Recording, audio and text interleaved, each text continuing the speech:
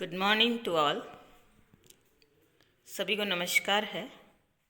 स्वागत करती हूँ आप सभी का कक्षा 11th की हिस्ट्री की ऑनलाइन क्लास के अंदर। आज हम क्लास 11th हिस्ट्री में नया चैप्टर पढ़ेंगे। नया चैप्टर नंबर 9 औद्योगिक क्रांति, जो कि नया अध्याय है आपका। तो औद्योगिक क्रांति को आज हम पढ़ेंगे। अब औद्योगिक क्रांति क्या है? देखिए, औद्योगिक क्रांति यानी कि उद्योगों के क्षेत्र में परिवर्तन। तो सबसे पहले तो मैं आप सभी का स्वागत करती हूँ क्लास 11th की हिस्ट्री की ऑनलाइन क्लास के अंदर। तो चैप्टर को हम थोड़ा सा देखते हैं कि चैप्टर का अर्थ क्या है या पाठ का अर्थ क्या है। तो औद्योगिक क्रांति अर्थात उद्योगों के क्षेत्र में क्रांति। अब क्रांति का अर्थ क्या होता है? क्रांति का अर्थ होता है परिवर्तन। और परिवर्तन कैसा? युग बदलने वाला, युगांतरकारी परिवर्तन, जिससे पूरा युग ही परिवर्तित हो जाए तो उसे युगांतरकारी परिवर्तन कहा जाता है। और वो युगांतरकारी परिवर्तन ही क्रांति कहलाता है। तो यहाँ पर औद्योगिक क्रांति जो कि यूरोप में हुई थी, यूरोप के ब्रिटेन के अंदर हुई थी, तो उस अध्याय को हम समझेंगे कि औद्योगिक क्रांति क्या है और कैसे हुई, क्या परिस्थितियाँ वहाँ की थी। और सर्वप्रथम हम इसकी पृष्ठभूमि को समझते हैं और इसके बारे में जो सामान्य परिचय कि ये शब्द कैसे आया, किसने इसके बारे में बोला, क्या कहा, तो इसके बारे में हम इस पाठ के अंदर जानेंगे। तो देखिए, पाठ है औद्योगिक क्रांति। तो हम पाठ को समझने का प्रयास करते हैं पुस्तक के आधार पर, जो पुस्तक में आपका दिया गया है कि ब्रिटेन में 1780 का दशक का अर्थ होता है 10 वर्ष का समय। ठीक है, 10 वर्ष का जो समय होता है उसे दशक कहा जाता है। कि 1780 के दशक और 1850 के दशक के बीच उद्योग और अर्थव्यवस्था का जो रूपांतरण हुआ उसे प्रथम औद्योगिक क्रांति के नाम से जाना जाता है। समय कितना है? 1780 से 1850। तो 70 साल का समय है ये। और इन 70 सालों के अंतर्गत जो परिवर्तन हुआ, और वो भी परिवर्तन किसमें? अर्थव्यवस्था पूरी तरह से प्रभावित हो गई, यानी आगे बढ़ी, और उद्योगों के क्षेत्र में जो है परिवर्तन हुआ। तो उसके दौरान जो चेंजेज आए, जो बदलाव आए, उसे ही हम प्रथम औद्योगिक क्रांति के नाम से जानते हैं, या इतिहास में उसे प्रथम औद्योगिक क्रांति के नाम से पुकारा जाता है। अब प्रथम औद्योगिक क्रांति, तो ये परिवर्तन है। अब यहाँ पर देखिए एक और आ रहा है, क्योंकि यहाँ पे स्टार दिया गया है और स्टार को हम समझते हैं, ये स्टार है आपका यहाँ पे। तो स्टार दिया गया है, तो स्टार के आधार पे यहाँ देखिए कि यहाँ पे एक कॉलम है कि वहाँ दूसरी औद्योगिक क्रांति लगभग 1850 के बाद आई। तो प्रथम औद्योगिक क्रांति का समय है 1780 से 1850, और दूसरी औद्योगिक क्रांति जो है वो 1850 के बाद आई। और इसमें जो परिवर्तन हुए उसमें देखिए परिवर्तन है रसायन तथा बिजली जैसे नए औद्योगिक क्षेत्रों का विस्तार हुआ। कि इस दौरान परिवर्तन उद्योगों के क्षेत्र में नहीं, बल्कि रसायन और बिजली जैसे औद्योगिक क्षेत्रों के अंदर ही हुआ। उस दौरान ब्रिटेन जो पहले विश्व भर में औद्योगिक शक्ति के रूप में अग्रणी था, वो पिछड़ गया, और जर्मनी तथा संयुक्त राज्य अमेरिका ब्रिटेन से आगे निकल गए। तो हमें याद रखना है पाठ के अकॉर्डिंग कि प्रथम औद्योगिक क्रांति 1780 से लगाकर 1850 के मध्य हुई थी। वो प्रथम औद्योगिक क्रांति है, वो यूरोप के ब्रिटेन के अंदर हुई थी। और द्वितीय औद्योगिक क्रांति जो 1850 के बाद मानी जाती है, और उसमें परिवर्तन आए थे। हालांकि औद्योगिक परिवर्तन थे, लेकिन ये औद्योगिक परिवर्तन है वो रसायन और बिजली जैसे क्षेत्रों में आए थे। और इस दौरान ब्रिटेन पीछे रह गया, और जो है जर्मनी और अमेरिका है इसमें ब्रिटेन से आगे बढ़ गए। तो ये थी। यहाँ पे प्रश्न पूछा जाए कि प्रथम औद्योगिक क्रांति कब हुई या और कहाँ हुई थी, तो ये ब्रिटेन आपको याद रखना। द्वितीय औद्योगिक क्रांति है वो 1850 के बाद है, वो अमेरिका और जर्मनी के अंदर मानी जाती है। ध्यान रखना है आपको, ठीक है। आगे देखिए कि इस क्रांति के ब्रिटेन में दूरगामी परिणाम हुए। बाद में यूरोप के देशों और संयुक्त राज्य अमेरिका में ऐसे ही परिवर्तन हुए, और उन परिवर्तनों का उन देशों तथा शेष विश्व के समाज और अर्थव्यवस्था पर भी काफ़ी प्रभाव पड़ा। जब ब्रिटेन के अंदर या यूरोप के देशों में जो परिवर्तन आए तो उसका काफ़ी कुछ प्रभाव समाज के ऊपर पड़ा, अर्थव्यवस्था के ऊपर पड़ा। सिर्फ यूरोप के देश और संयुक्त राज्य अमेरिका जैसे देशों के ऊपर ही परिवर्तन का प्रभाव न पड़ा, बल्कि संपूर्ण विश्व के समाज और अर्थव्यवस्था को भी इसने प्रभावित किया। ब्रिटेन में औद्योगिक विकास का ये चरण नई मशीनों और तकनीकियों से गहराई से जुड़ा है कि ब्रिटेन में जो औद्योगिक विकास जो हुआ वो नई मशीनों का आविष्कार हुआ, और नई मशीनों का आविष्कार ही नहीं बल्कि नई नई तकनीकें भी इसके अंदर लागू की गई थी। उसी के आधार पर ब्रिटेन के अंदर औद्योगिक क्रांति आई। इन मशीनों तथा तकनीकों ने पहले ही हस्तशिल्प और हथकरघा उद्योग की तुलना में भारी पैमाने पर माल के उत्पादन को संभव बनाया। देखिए, पहले जब मशीनें नहीं थी, नई तकनीकियां नहीं थी, उस दौरान भी सामान तो बनता था, उत्पादन होता था, और उत्पादन जो होता था वो हस्तशिल्प और हथकरघा उद्योगों के माध्यम से होता था, यानी हाथ से काम किया जाता था, हाथ से ही उद्योग है वो चलाए जाते थे।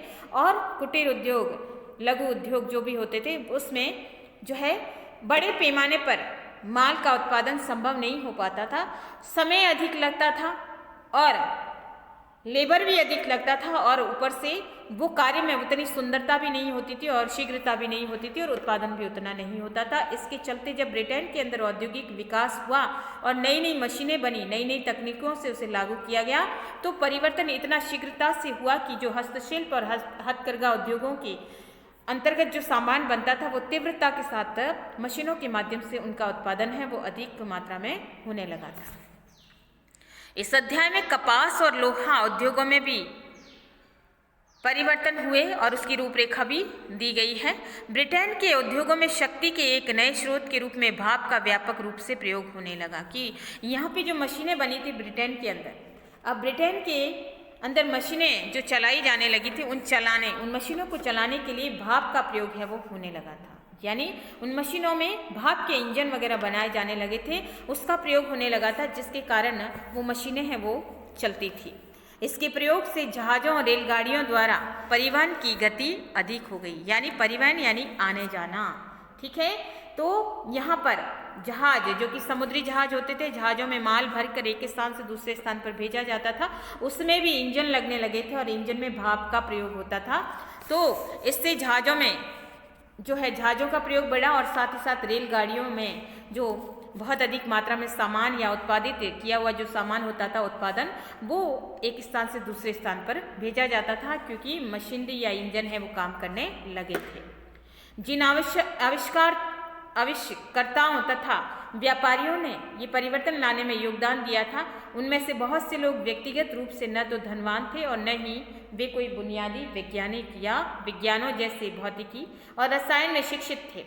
जैसा कि उनमें से कुछ वैज्ञानिकों की पृष्ठभूमि पर नज़र डालने से पता चलेगा कि ब्रिटेन के अंदर जो उद्योग के अंदर परिवर्तन हुआ था, तो वो कहावत है ना कि आवश्यकता ही आविष्कार की जननी है, कि जैसे जैसे हमें किसी चीज़ की आवश्यकता होती है तो हम जुगाड़ करते हैं।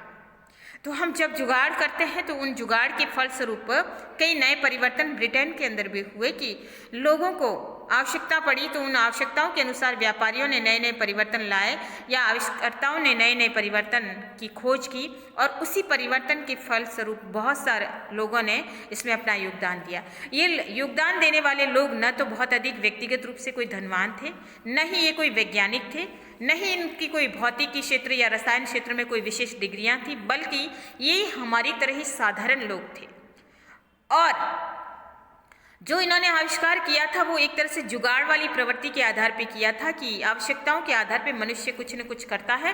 तो ऐसे ही इन वैज्ञानिकों ने भी, या ये जो साधारण व्यक्तिगत व्यक्ति थे या जो ये लोग थे, उन्होंने अपनी आवश्यकताओं के आधार पे ऐसे परिवर्तन हुए, और यही परिवर्तन जो है कालांतर में आविष्कार कहलाए।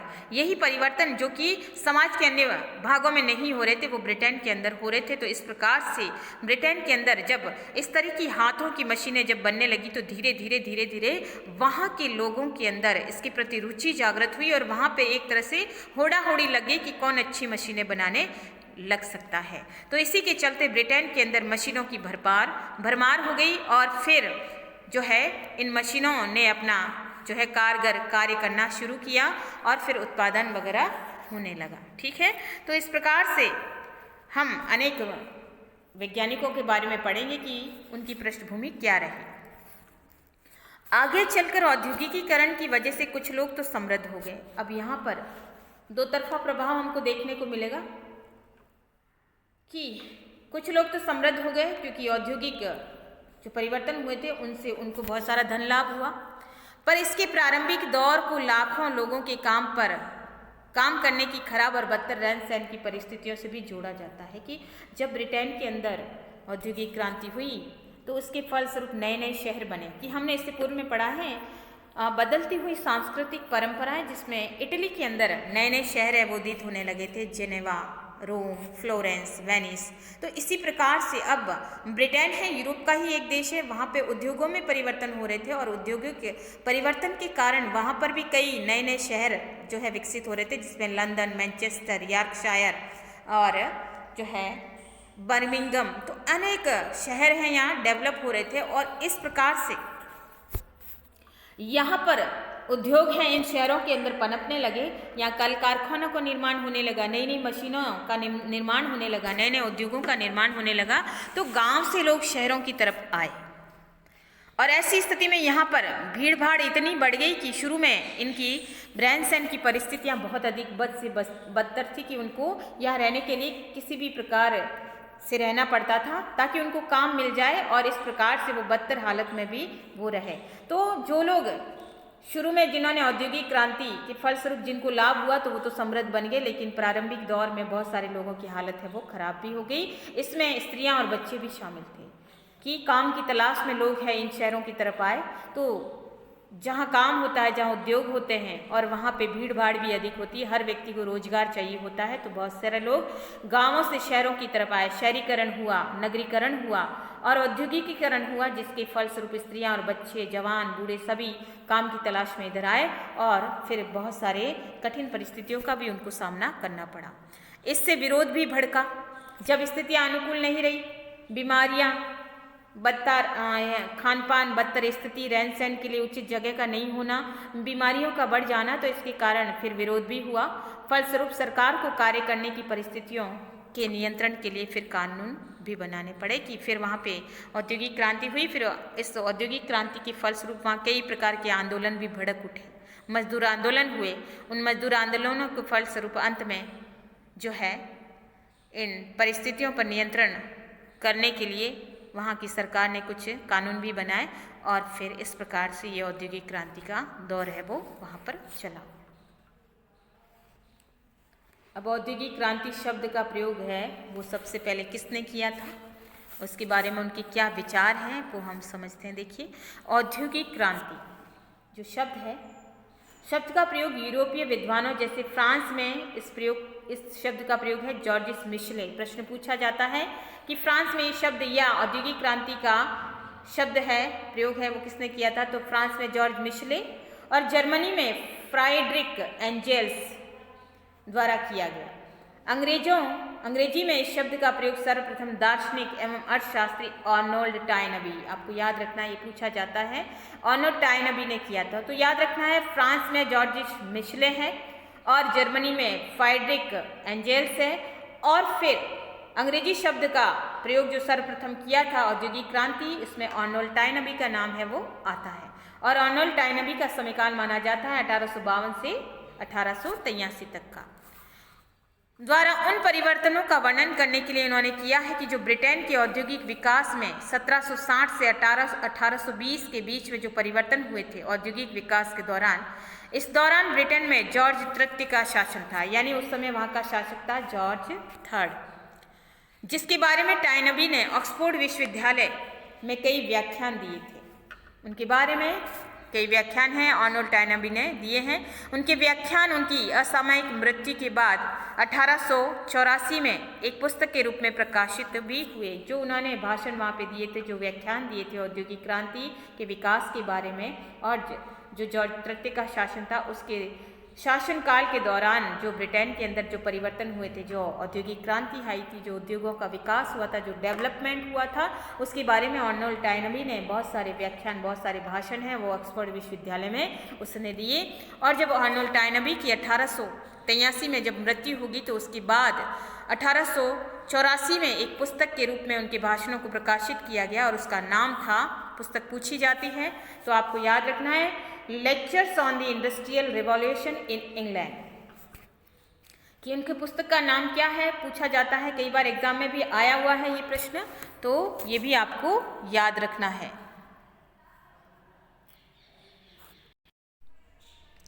तो ये आपको याद रखना है। देखिए आगे देखो कि इसके अलावा इन popular addresses, notes and other fragments, England में औद्योगिक क्रांति पर व्याख्यान, लोकप्रिय अभिभाषण, टिप्पणियां आदि भी कई अंश है इसके अंदर शामिल है। परवर्ती इतिहासकार, परवर्ती यानी बाद के इतिहासकार जो आर्नोल्ड टायनबी के बाद आए हैं, परवर्ती इतिहासकार टी.एस. एस्टन और पॉल मंथू और एरिक हॉब्सबॉम मोटे तौर पर टायनबी के विचारों से सहमत थे। मोटे तौर पर यानी पूरी तरह से वो सहमत नहीं थे, लेकिन फिर भी आंशिक तौर पर वो टायनबी के विचारों से सहमत थे। 1780 के दशक से 1820 के दौरान कपास, लोहा उद्योग, कोयला खनन, सड़कों और नहरों के निर्माण और विदेशी व्यापार में उल्लेखनीय प्रगति जो है वो हुई। एस्टन ने इस औद्योगिक क्रांति का उत्सव मनाया जब इंग्लैंड छोटी छोटी मशीनें और कल पुर्जों की बाढ़ से मानो आप्लावित हो गया था, कि इंग्लैंड के अंदर जब ये औद्योगिक क्रांति हुई तो वहाँ पे छोटी छोटी मशीनें बनने लगी थी, छोटे छोटे मशीनरी पार्ट्स बनने लगे थे, और ब्रिटेन के अंदर हालत ऐसी हो गई थी कि हर व्यक्ति मशीनें बना रहा था, हर व्यक्ति तकनीकी और आविष्कार की तरफ हर व्यक्ति का रुझान बढ़ गया था। और ऐसे में एस्टन जो बड़ा प्रभावित हुआ और उसने बड़ी खुशी मनाई की, क्योंकि इस दौरान वहाँ पे लोह उद्योग, कोयला खनन और नहरों और सड़कों का निर्माण, और ब्रिटेन में जो विदेशी व्यापार है उसमें काफ़ी प्रगति हुई। ब्रिटेन की अर्थव्यवस्था काफ़ी जल्दी डेवलप होने लगी थी और इसके चलते हर व्यक्ति है वो कहीं ना कहीं इस आविष्कार के क्षेत्र में अपना योगदान दे रहा था, और पूरा ब्रिटेन मानो कि औद्योगिक क्रांति के कलपुर्जे बनाने में या मशीनें बनाने में पूरी तरह से आप्लावित हो गया। आप्लावित हो जाना यानी पर भरपूर हो जाना, भरी पूरी मात्रा में पूरी तरह से छा जाना, संपूर्ण विश्व के ऊपर ब्रिटेन का साम्राज्य है वो छा रहा था, और इस प्रकार से संपूर्ण विश्व में ब्रिटेन का वर्चस्व बढ़ रहा था। तो इसका उत्सव है वो एस्टन ने मनाया था। तो ये छोटा सा टॉपिक ही है जो आज हमने समझा है कि औद्योगिक क्रांति क्या थी और औद्योगिक क्रांति का सर्वप्रथम प्रयोग है वो किन इतिहासकारों ने किया है। धन्यवाद।